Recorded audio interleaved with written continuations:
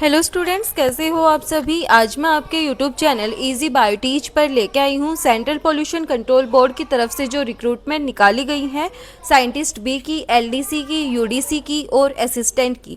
तो उनके लिए यहाँ पे एक कॉमन सब्जेक्ट दिया गया है environmental science and environmental GK. तो आज हम यहाँ पे इन्वायरमेंटल साइंस से रिलेटेड क्वेश्चंस को डिस्कस करेंगे। ये जो क्वेश्चंस हैं वो हमारे एग्जाम पॉइंट ऑफ व्यू से वेरी इंपॉर्टेंट क्वेश्चंस हैं। तो इन क्वेश्चंस को आप ध्यान से पढ़ना और अच्छे से इनको करना। सबसे पहले हम बात करते हैं हमारे फर्स्ट क्वेश्चन की। विच of the following air pollutant is responsible for the formation of acid rain. इनमें से कौन सा एयर पोल्यूटेंट है जो कि रिस्पॉन्सिबल होता है एसिड रेन की फॉर्मेशन के लिए। ऑप्शंस है carbon monoxide, nitrogen dioxide, sulphur dioxide and ozone. तो यहाँ पे जो सल्फर डाइऑक्साइड है वो किसके लिए रिस्पॉन्सिबल होता है, for the formation of acid rain के लिए रिस्पॉन्सिबल होता है। उसके बाद हमारे यहाँ पे नेक्स्ट क्वेश्चन आता है इंडोर एयर पोल्यूशन का प्राइमरी सोर्स क्या है, मतलब घरों के अंदर इंडोर एयर पोल्यूशन का प्राइमरी सोर्स क्या है। तो यहाँ पे ऑप्शंस हैं outdoor air pollution, tobacco smoke, cooking fumes and PAT dander. तो जो कुकिंग फ्यूम्स हैं वो क्या है, प्राइमरी सोर्स है इंडोर एयर पोल्यूशन के लिए होम्स के अंदर। उसके बाद हमारे यहाँ पे नेक्स्ट क्वेश्चन आता है the Bhopal gas tragedy of 1984 was caused by A leak from which of the following industry. यानी कि जो भोपाल गैस ट्रेजेडी हुई थी 1984 के अंदर, उसके अंदर लीकेज हुआ था। तो वो लीकेज कौन सी इंडस्ट्री के थ्रू हुआ था। तो जो केमिकल इंडस्ट्री है उससे क्या हुआ था, लीकेज हुआ था। एंड यहाँ पे जो कार्बाइड गैस है उसकी क्या हुई थी, यहाँ पे लीकेज हुई थी, जिसकी वजह से क्या हुई थी, भोपाल गैस ट्रेजेडी हुई थी।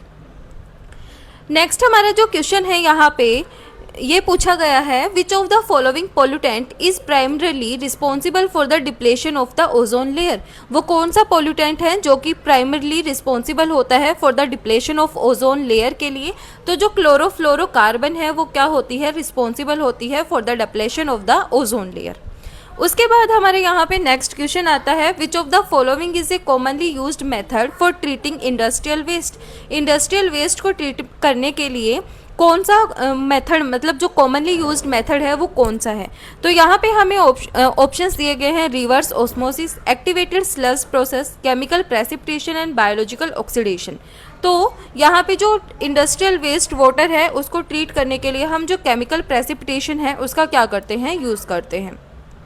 उसके बाद हमारे यहाँ पे नेक्स्ट क्वेश्चन आता है the national green tribunal NGT was establish in which year. जो एनजीटी है वो कौन से ईयर के अंदर एस्टैब्लिश हुआ था। तो जो नेशनल ग्रीन ट्रिब्यूनल है वो हमारा एस्टैब्लिश हुआ था 2010 के अंदर। उसके बाद हमारे यहाँ पे नेक्स्ट क्वेश्चन आता है, यहाँ पे दिए गए हैं हमें ऑप्शंस एंड यहाँ पे पूछा गया है इनमें से कौन सा एग्जाम्पल है जो कि नॉन बायोडिग्रेडेबल वेस्ट है। तो यहाँ पे ऑप्शंस है food waste, paper waste, plastic waste and garden waste. तो जो प्लास्टिक वेस्ट है वो हमारा क्या है, नॉन बायोडिग्रेडेबल वेस्ट का एग्जाम्पल है। उसके बाद हमारे यहाँ पे नेक्स्ट क्वेश्चन आता है the Indian government Swachh Bharat Abhiyan campaign aim to achieve which of the following objective. यानी कि जो इंडियन गवर्नमेंट है, जो कि प्रधानमंत्री नरेंद्र मोदी जी हैं, उन्होंने एक स्वच्छ भारत अभियान करके कैंपेन चलाया था। तो उसका एम क्या था, मतलब उसके थ्रू वो क्या अचीव करना चाहते थे, उसका यहाँ पे ऑब्जेक्टिव दिए गए हैं। तो इनमें से कौन से ऑब्जेक्टिव को वो स्वच्छ भारत अभियान के थ्रू अचीव करना चाहते थे। ऑप्शंस हैं एनकरेज कर रहे थे सस्टेनेबल टूरिज्म को, improving access to health care, promoting cleanness and hygiene, reducing poverty and inequality. तो इसके थ्रू वो क्या करने चाहते थे, वो करना चाहते थे प्रमोट क्लीननेस एंड हाइजीन, यानी कि जो क्लीनिनेस है और हाइजीन है उसको प्रमोट करना चाह रहे थे। उसके बाद आता है the air quality index measure the concentration of which of the following pollutants in the air. जो एयर क्वालिटी इंडेक्स है वो मतलब कौन से पोल्यूटेंट्स को मेजर करता है एयर के अंदर। ऑप्शंस है carbon dioxide, nitrogen dioxide, ozone and all of the above. तो जो एयर क्वालिटी इंडेक्स है उसके थ्रू हम क्या करते हैं, इन सभी पोल्यूटेंट्स को मेजर करते हैं। उसके बाद हम यहाँ पे बात करें तो जो एयर क्वालिटी इंडेक्स है वो हमारा एस्टेब्लिश हुआ था सितंबर 2014 के अंदर। एंड जो एयर क्वालिटी इंडेक्स है उसके अंदर अलग अलग मेजर्स क्या किए गए हैं, दिए गए हैं। जैसे कि अगर जो पोल्यूशन है उसकी रेंज 1 से 50 तक है, तो यहाँ पे ये क्वालिटी कैसी होती है, गुड होती है। 50 से 100 तक है तो कैसी होती है, मतलब सेटिस्फैक्ट्री होती है। और 100 से 200 तक है तो वो कैसी होती है, मॉडरेट होती है। मॉडरेट्स, उसके बाद 201 से 300 तक है तो वो पुअर होती है। उसके बाद 301 से 400 तक है तो वो क्या होती है, वेरी पुअर होती है। एंड उसके बाद अगर 401 से 500 तक होती है तो वो सीवियर होती है। और जो एयर क्वालिटी इंडेक्स है उसके थ्रू हम क्या करते हैं, जो 8 मेजर पोल्यूटेंट्स हैं उनको हम क्या करते हैं, यहाँ पे मेज़र करते हैं। तो यहाँ पे हम देखते हैं 8 मेजर पोल्यूटेंट्स कौन से हैं, वो हैं PM10, PM2.5, nitrogen oxide, carbon dioxide, sulphur dioxide, carbon monoxide, sulphur dioxide, ozone, ammonia and lead. ये क्या है, ये 8 पोल्यूटेंट्स हैं जिनको हम क्या करते हैं, एयर क्वालिटी इंडेक्स के थ्रू हम क्या करते हैं, मेज़र करते हैं। उसके बाद हमारे यहाँ पे आता है जो सॉलिड वेस्ट मैनेजमेंट रूल है, उसको सबसे पहले कौन से ईयर के अंदर इंट्रोड्यूस किया गया था, तो उसको इंट्रोड्यूस किया था 2000 के अंदर। इसके बाद हमारे यहाँ पे आता है which of the following is a greenhouse gas that is produced by agriculture activities such as livestock farming. कौन सी ग्रीन हाउस गैस है जिसको प्रोड्यूस्ड करते हैं by the help of agriculture activities such as livestock farming. Options है methane हो गया, carbon monoxide हो गया, सल्फर डाइऑक्साइड हो गया एंड नाइट्रोजन ऑक्साइड्स हो गया। तो यहाँ पे जो मिथेन है वो एक ग्रीन हाउस गैस है जिसको हम क्या कर सकते हैं, agriculture activities such as livestock farming के थ्रू भी हम क्या कर सकते हैं, प्रोड्यूस्ड कर सकते हैं।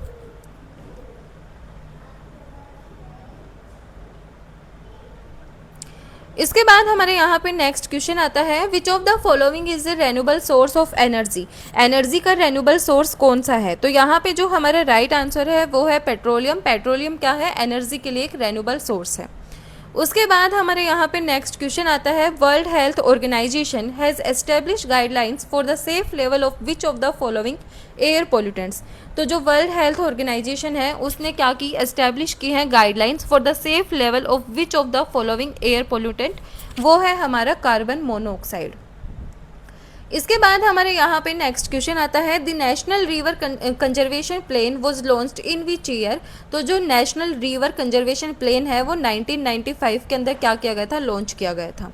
उसके बाद हमारे यहाँ पे नेक्स्ट क्वेश्चन आता है जो ozone depleting substance rules were first introduce in which year. तो जो ओजोन डिप्लेशन सब्सटेंस रूल है वो सबसे पहले कौन से ईयर के अंदर इंट्रोड्यूस किया गया था, ये हमसे यहाँ पे पूछा गया है। तो जो ozone depletion substance regulation and control rule है वो हमारे यहाँ पे 2000 के अंदर इंट्रोड्यूस्ड किया गया था।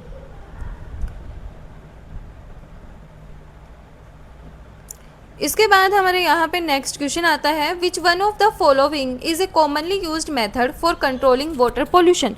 इनमें से कौन सा कॉमनली यूज्ड मेथड है for controlling the air pollution. तो यहाँ पे हमें ऑप्शंस दिए गए हैं activated carbon filtration, chlorination, sedimentation, biological treatment. तो जो क्लोरीनेशन है उसको हम क्या करते हैं, यूज़ करते हैं।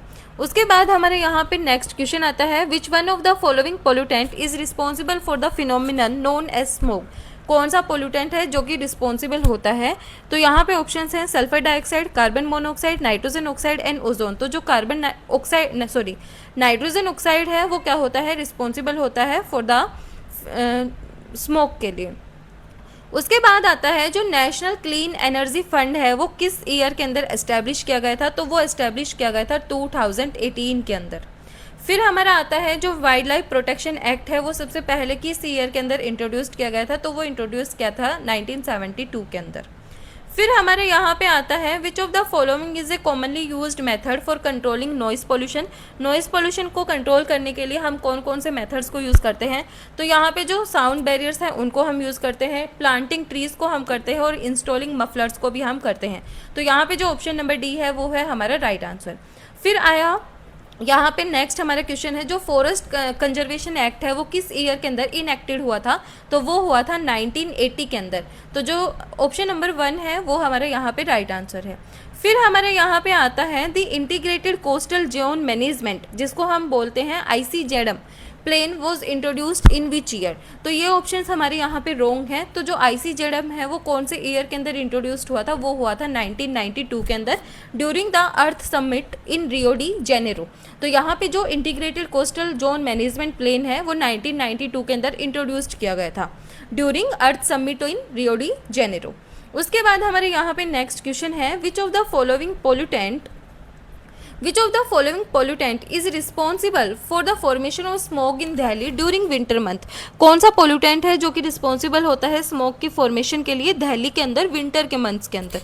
तो यहाँ पे ऑप्शंस दिए गए हैं, carbon dioxide, sulphur dioxide, nitrogen dioxide and particulate method. तो जो सल्फर डाइऑक्साइड है वो क्या होता है, इसके लिए रिस्पॉन्सिबल होता है। अब हमारे यहाँ पे आता है the Paris agreement on climate change was adapted in which year. तो जो Paris agreement on climate change है वो अडेप्ट किया था 12 दिसंबर 2015 को। इसके बाद हमारे यहाँ पे नेक्स्ट क्वेश्चन है, जो नेशनल क्वालिटी एयर इंडेक्स है वो कोई किस ईयर के अंदर लॉन्च हुआ था। तो यह भी हमने ऊपर पढ़ा, ये हुआ था 2014 के अंदर लॉन्च हुआ था।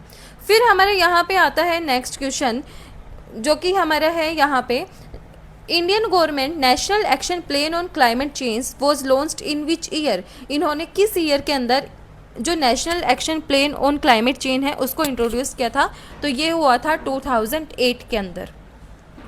फिर हमारे यहाँ पे नेक्स्ट क्वेश्चन आता है, which of the following is a commonly used method for controlling air pollution from industries. Options हैं scrubbers, activated carbon filtration, chlorination and sedimentation. तो जो सेडिमेंटेशन है वो क्या है, यहाँ पे कॉमनली यूज्ड मेथड है for controlling air pollution from industries. उसके बाद आता है जो वाइल्ड लाइफ प्रोटेक्शन एक्ट है वो प्रोवाइड करता है legal protection to which of the following species. तो वो करता है एंडेंजर्ड प्लांट और एनिमल दोनों के लिए। तो यहाँ पे ऑप्शन नंबर सी है वो हमारे यहाँ पे राइट आंसर है। फिर हमारे यहाँ पे आता है, which of the following is a commonly used method for controlling soil erosion. Soil erosion को कंट्रोल करने के लिए कॉमनली यूज्ड मेथड कौन सा है, तो जो कॉन्टोर प्लगिंग है वो हमारे यहाँ पे क्या है, कॉमनली यूज्ड मेथड है। फिर हमारे यहाँ पे आता है the government, Indian government national river conservation directorate is under which ministry. ये कौन सी मिनिस्ट्री के अंदर आता है, तो ये आता है हमारे यहाँ पे मिनिस्ट्री ऑफ पावर के अंदर।